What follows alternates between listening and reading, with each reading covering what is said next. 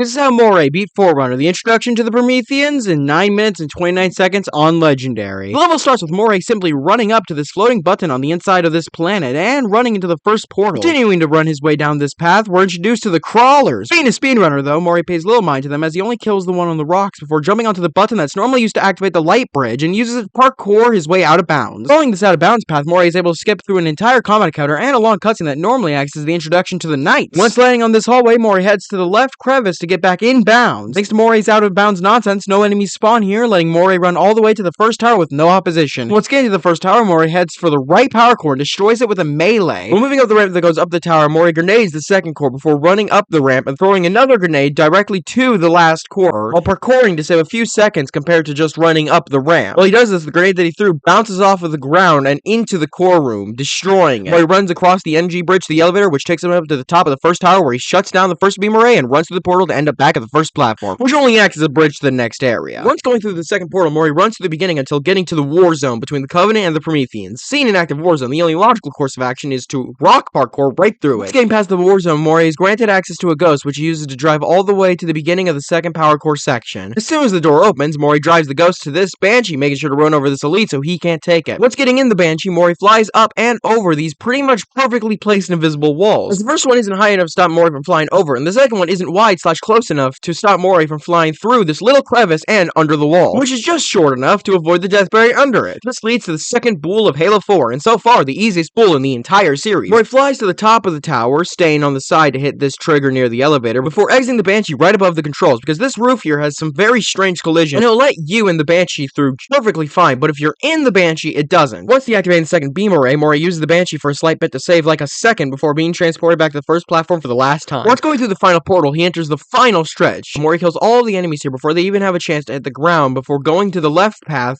where he runs through both of the sections. While trying to go for a safe yet fast path for the first section, Moray just sprints directly through the middle of the second section, even getting lucky when the Sniper Knight does not aggro him. Moray doesn't have to worry about these last knights and turret things by going to the side of the last platform. Now unfortunately, this is not the end of the mission, because Chief and Cortana didn't realize that the giant evil alien space ball was in fact not a communications array, and the Didact has now been unleashed as he throws Chief into an unskippable cutscene showing Chief getting up. Moray runs to the conveniently landed ghost, where he goes through the ghost obstacle course like normal until reaching this jump where Moray performs Boola's younger brother, Goob. There are actually two versions of Goob in this level. The one Moray does here is the Super Goob, and is much harder than the much more consistent Goob. Jumping to the left side of this cliff, Moray follows a specific path, which as always, the full path is in the description. Moray takes this out of bounds until reaching what looks like a complete leap of faith back inbound. From here, Moray goes through the rest of the path as normal before making it to the ending jump and beating Forerunner in 9 minutes and 29 seconds on Legendary.